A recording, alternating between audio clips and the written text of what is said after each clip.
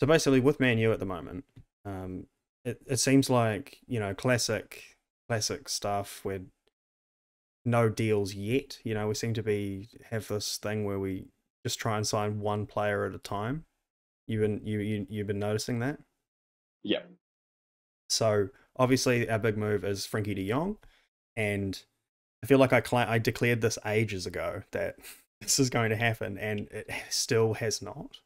It's been I like, don't think it will either. I don't think that he what? wants. I think I'm hearing a lot that he's being steered away from that move.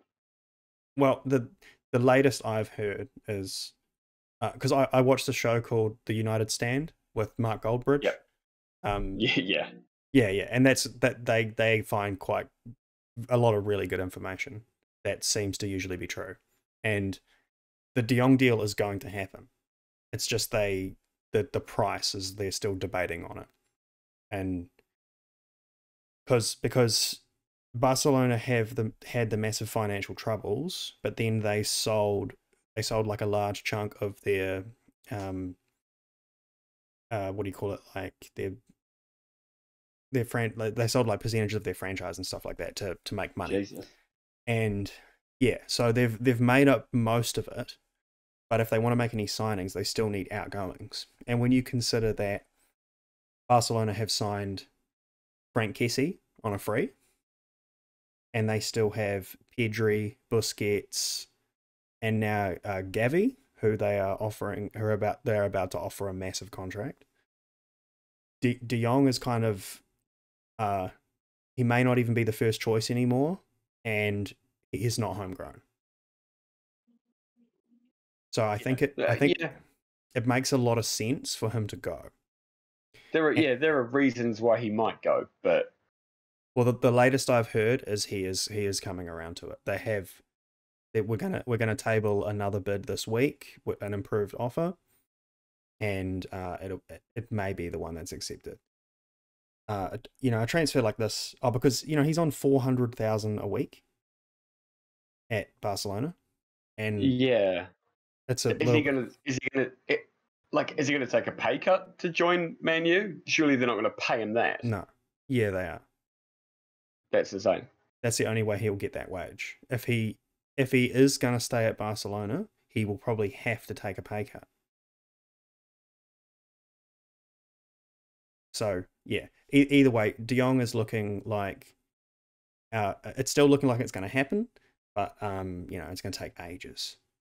But I actually think we're going to announce our first signing any day now.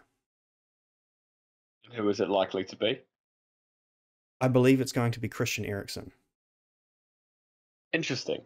Because Yeah, because worthy. well that okay, this is my take on it, right? Is that Eriksen does not address any of the problems with our squad. That the reason why he is being brought in is because Ten Hag knows that there's very few players in the squad with experience to pass down. Most of our players are young and hungry and wanting to learn and all that kind of stuff, and we don't have the right mentors. So I think that's the reasoning behind us going for Christian Eriksen. And I think he's a brilliant signing. I still think he's a brilliant player. I see no reason why he can't contribute on the pitch just as much as off it. and it's a free, so can't And go it's wrong. free. And so, because the thing is that I was pretty much convinced that, like, why wouldn't he go to Spurs if he had an offer from both? 100% he would pick Spurs. Yes. No brainer. That's a kind of club that put a lot of faith in him and sort of believes in him and all this stuff, and just makes sense. He's got a lot of friends there. However, I originally forgot that when Eriksen first recovered from his heart attack and stuff like that, he was training at Ajax. So he knows Ten Hag extremely well. And of course, he's an Ajax player in the past and all that kind of stuff. So I actually think that Ten Hag is is one of the swaying factors. And yeah, so but from the latest I've heard is that Spurs were interested, but then they have now recently sort of pulled back on that. And that comes from Alistair Gold, who is apparently he is like the number one Tottenham Hotspur journalist, from what I understand. And generally, Right. everything he says ends up being true. So, Fair enough. so yeah, the latest I've heard is that Spurs have changed their mind. So it looks like Man U is the next option. So, all of my sources are sort of saying that Eriksen is going to happen. So, and then I think our next signing is going to be Antony. So apparently there are Man U agents and staff and all that stuff in Amsterdam today negotiating this deal.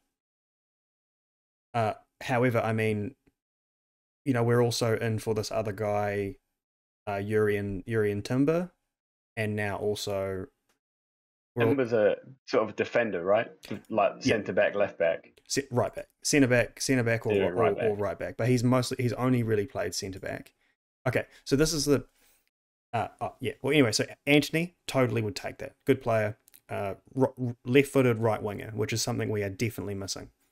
And so I hope we get Antony soon. I think he's going to cost about 40 mil, and that seems like a bargain. So I'll totally take that.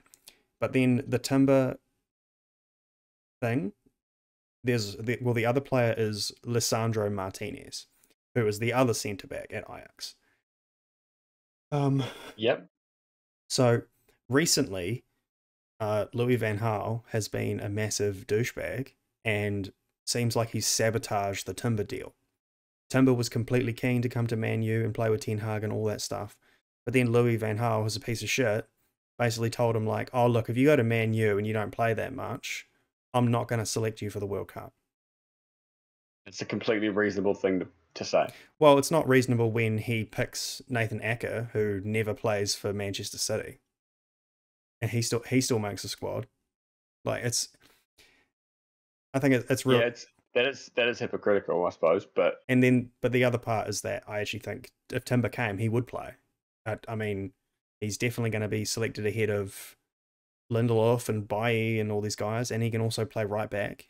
So it was just enough to put the fear into him, but or maybe we should compromise and sign him and loan him back or something, or either way, real shitty. That annoyed me. However, so then because of that, we have gone in for the other centre back, Lisandro Martinez.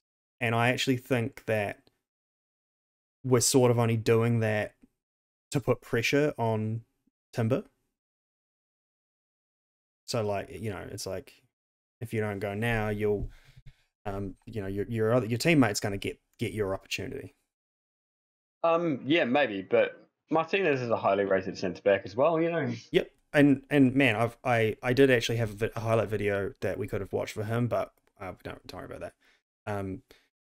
He's a really good player too. Okay, so but this is my problem. Okay, so one thing about Jurien Timber is he is 5'10". And what do you think? So what do you think about that? As a centre back in the Premier League, 5'10". If you're good enough, it doesn't matter. Yep. But if you're 20 and it's your first time in the league, like, do you think that's kind of an issue?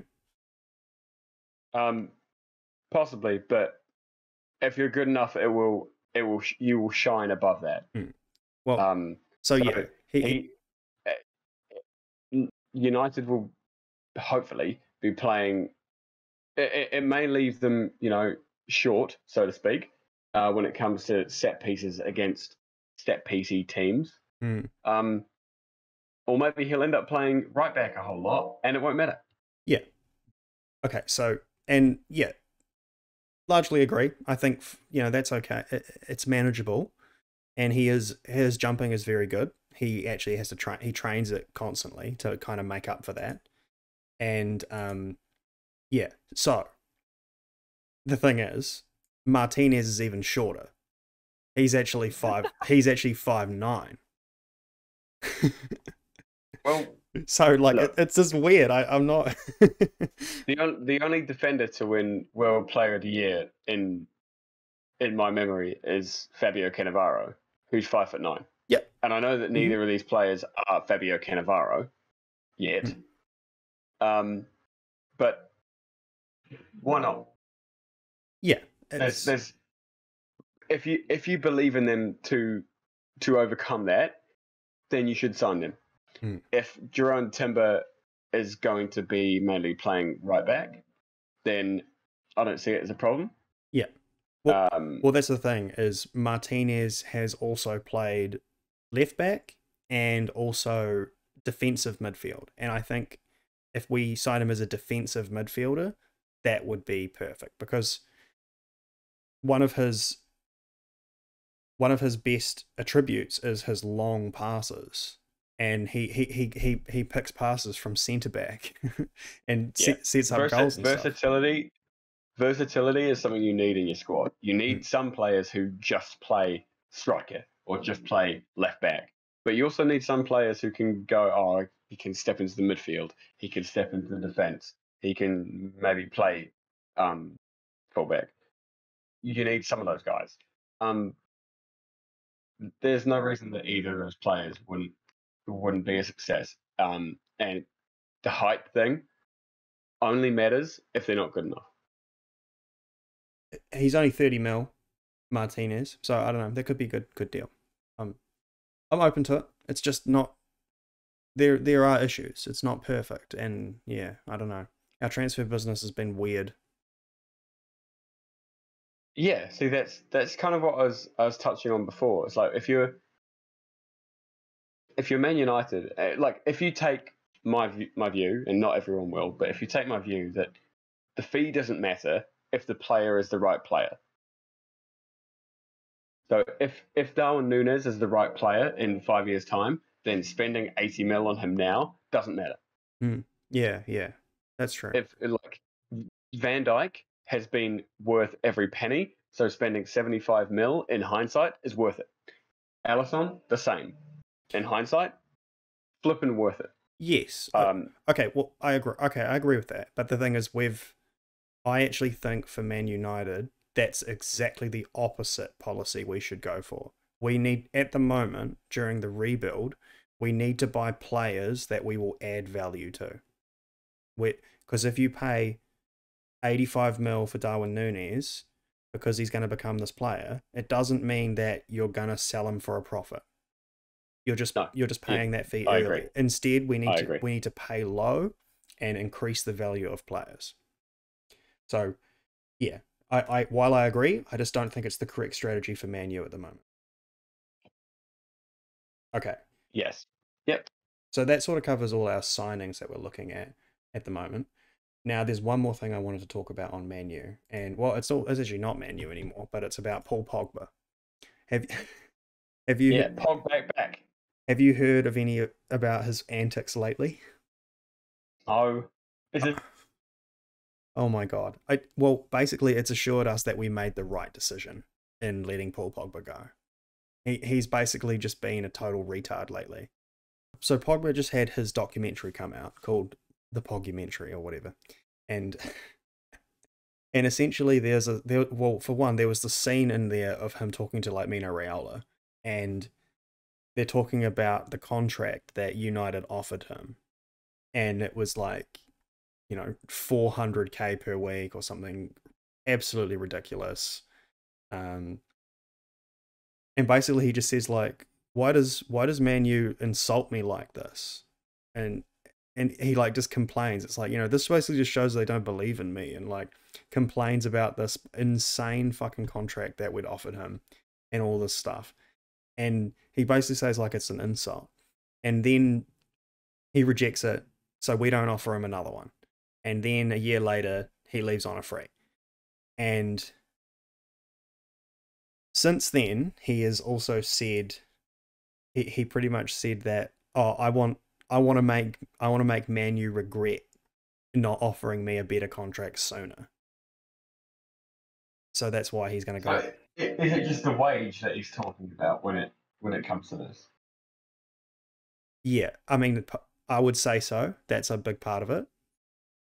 But I think it's kind of like, it's more about he wants to be considered like the best player in the team, and a good way of measuring that is who is the highest paid, and you know what I'm saying. Yeah. So So he's a petulant little child. yes, he feels like he's been disrespected by Manchester United, and when you consider like how patchy his form was and all that stuff, he didn't deserve a 400k contract, but we offered it No, I anyway. don't think he did. No. Yeah. And so basically he said all this shit like, yeah, I'm going to make them regret this, not paying me what I deserve and all this stuff. And then the funny part is that after this shit, he was like, it's because, everyone wants me. That's his thinking. And basically what happened was no one wanted him. No one wanted to sign Paul Pogba on a free because of his ridiculous demands. The only club that were interested were Juventus. And to go there, he took a massive pay cut. He ended up only getting about 200k a week or something.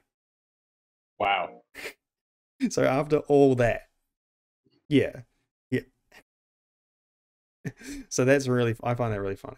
And then so since then, there was also this hilarious thing happened where he played in a test, like a testimonial kind of thing. I can't remember what it was called, but it was like some football charity game, and like Ronaldinho played, and like all these like legends and stuff like that. And Pogba was in there, and he got absolutely like his pocket picked by another player, like in the ball just totally stolen from him effortlessly, and then the guy shoots and scores. And it was a 45-year-old pro basketball player. Nice. So they lost this game like 6-3 or something. But like he got absolutely embarrassed in this charity game by a basketball player. I mean, it's also a charity game. Like it's a nonsense game. Oh That's yeah. kind of like if you saw him play at the intensity, I mean, well, the intensity that he should be playing a Premier League game in a charity match, he'd receive more criticism personally from me than if he's getting tackled by a former basketball player. You know that. It's it's just funny. It was just the timing. Like he just seems to be making a massive dick of himself lately, and it's just completely solidified the decision in my mind that yeah, we did the right thing. That's all I want to say. I think that we made the right decision. It was about time Pogba left, and good riddance. Yeah. He had, I think just before you cut out, I think I was saying that I think Pogba. I think getting him again. This is another piece of hindsight. Getting him back for 90 mil was, and on whatever 300k a week or whatever. Okay, so you guys won the UEFA Cup and you won the FA Cup while he was there again. Was that worth it? well, we won Europa League, FA Cup, League Cup, and got second a couple times. And look, he definitely had his moments. I will not deny that at all. Yeah, and that's exactly what I mean. Like a 90 million player on 300k a week, a player of that profile should not have his moments. He should be the moments. Yes, I do agree. He needed to be a lot more consistent to deserve to play for Man U on those wages and all that kind of stuff. Yeah. I totally agree with that.